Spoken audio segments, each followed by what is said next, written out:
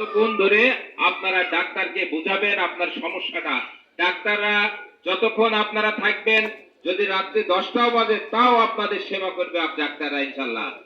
আর আমাদের জেলা বিএনপির উদ্যোগে এই চিকিৎসা সেবা দেয়া হচ্ছে। যতটুকু সম্ভব আপনাদেরকে ওষুধ দেওয়া হবে।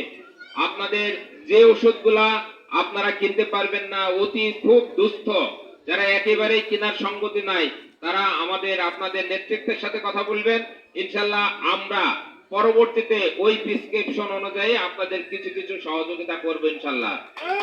আর আমাদের যে উদ্যোগ, বেশি কথা বললে অনেক কথা হয়ে যাবে, আমাদের যে উদ্যোগ 31 দফার ভিতরে আরো কিছু উদ্যোগের কথা বলা আছে। আমাদের ভারপ্রাপ্ত চেয়ারম্যান তারেক রহমান সেটা রিসেন্টলি আরেকটা কথা বলেছে যে আপনাদের যে ফ্যামিলি কার্ড দেয়া হবে, একটা ফ্যামিলি কার্ড দেয়া হবে। আগে যেমন আপনাদেরকে টাকা দেয়া হতো, একটা টাকা দেয়া হতো 500 টাকা বা 1000 টাকা, একটা দুস্থ মেয়েদের যার সন্তান তাকে দেখে না, তার স্বামী তাকে দেখে না, খুব মানে খুব স্বাভাবিক জীবন থেকে সে অন্যরকম জীবনে চলে গেছে, চিকিৎসা সেবা নিতে পারে না, খাবার টাকা নেই, সেই সব মেয়েদের আপনারা জেলা বিএনপি কোন রকম কোন নেতৃত্ব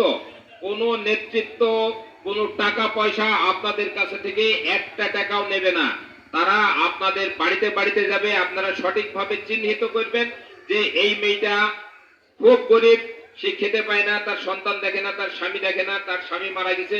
সেই সব মেয়েদেরকে তারেক রহমান কথা দিয়েছে, এটা কোনো ভোটের প্রচারণা না, এটা হলো আপনাদের দাবি রাষ্ট্রের কাছে। রাষ্ট্র আপনাদের জন্য ব্যবস্থা করবে। প্রতি মাসে 5,000, 10,000, 15,000 টাকা